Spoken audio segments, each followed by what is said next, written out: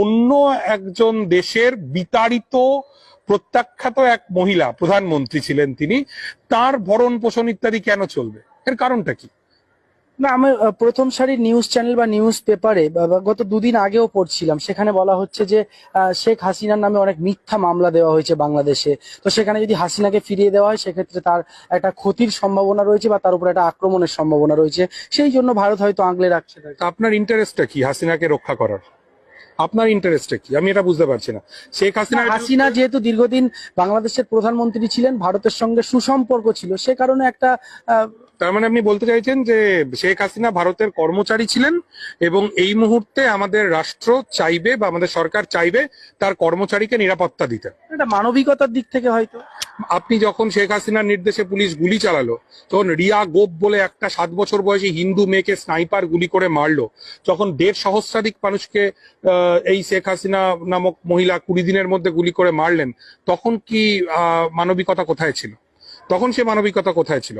এই গণহত্যার জন্য তো অবশ্যই শেখ হাসিনার বিচার হওয়া উচিত বলে আমি মনে করি।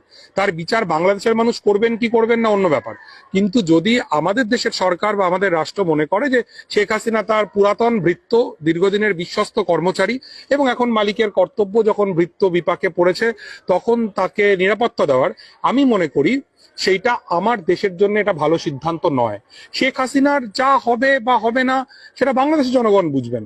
এবং আবারও বলছি, শেখ হাসিনার আমলেও বাংলাদেশে হিন্দু নির্যাতন যথেষ্ট হয়েছে, সমস্ত বিরোধী কণ্ঠস্বর দমন করা হয়েছে। সেক্ষেত্রে আমাদের তো এই আগ বাড়িয়ে এই ঝুঁকিটা নেওয়ার কোনো দরকার নেই। পৃথিবীর কোনো দেশ এই ভদ্রমহিলাকে কোনো ঠাঁই দিচ্ছেন না। ওর পরিবারের মানুষ তো লন্ডনের এমপি। আমি কর্মসূত্রে লন্ডনে থাকি অনেকটা সময়। লন্ডনের 4 জন বাঙালি এমপির মধ্যে একজন তো এই টিউলিপ সিদ্দিকী। সেই ইউকে সরকার সে পর্যন্ত এই ভদ্রমহিলাকে আশ্রয় দিচ্ছে না। তাহলে আমাদের কি দায় পড়েছে যে শেখ হাসিনাকে আমরা এখানে আশ্রয় দেব এবং মানুষের গালমন্দের শিকার হব? বাংলাদেশের মানুষের আমাদের তো কোনো প্রয়োজন নেই।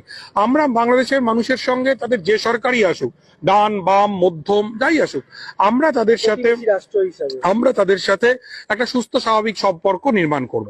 আমি মনে করি বাংলাদেশের মানুষের সঙ্গে আমাদের যে ঐতিহাসিক বন্ধুত্ব ছিল তার ছেদ ঘটার সবচাইতে বড় কারণ হচ্ছে শেখ হাসিনার প্রতি আমাদের পক্ষপাত। যদি আমরা এই পক্ষপাত না করি তাহলে বাংলাদেশ এবং ভারতের মানুষের সঙ্গে মানুষের, রাষ্ট্রের সঙ্গে রাষ্ট্রের সম্পর্ক অনেক স্মুথ হবে। শেষ একটি বিষয়, যে বাংলাদেশের গণ অভ্যুত্থান এবং ভারতীয় মিডিয়ার ভূমিকা, আপনি একজন সাংবাদিক হিসেবে কিভাবে দেখেন? আমার বলার অপেক্ষা রাখে না ভাই। এটা নিয়ে তো আমি একটু আগেই তো বললাম যে বিবিসি, ডয়েচে ভেলের মতো মিডিয়া, আন্তর্জাতিক মিডিয়া, তারা নিউজ করেছে, যেটা একজন সংবাদকর্মী হিসেবে খুব লজ্জার। কারণ আমিও একটা সময় পর্যন্ত ইন্ডিয়ান মিডিয়ার সঙ্গে ছিলাম, যে চূড়ান্ত অপতথ্য, মিস ইনফরমেশন, ফেক নিউজ প্রচার করা হয়েছে। এই লিঙ্ক আমি শেয়ার করতে পারি, আপনি আপনার দর্শকদেরকে চাইলে দেখাতে পারেন। এটা খুব দুঃখজনক। মানে এইরকম অ্যাকচুয়ালি এটা যেটা হয় যে মিডিয়ার ক্রেডিবিলিটি নষ্ট হয়, সেইটা যেন আমরা না করি। ক্রেডিবিলিটি যে নষ্ট হচ্ছে গদি মিডিয়ার, তার প্রমাণ কিন্তু 2024-এর লোকসভা নির্বাচন, যে এক্সিট পোল ইত্যাদির কথা বলা হলো কিন্তু তারপরে ফলাফলটা কিরকম হলো আমরা দেখলাম।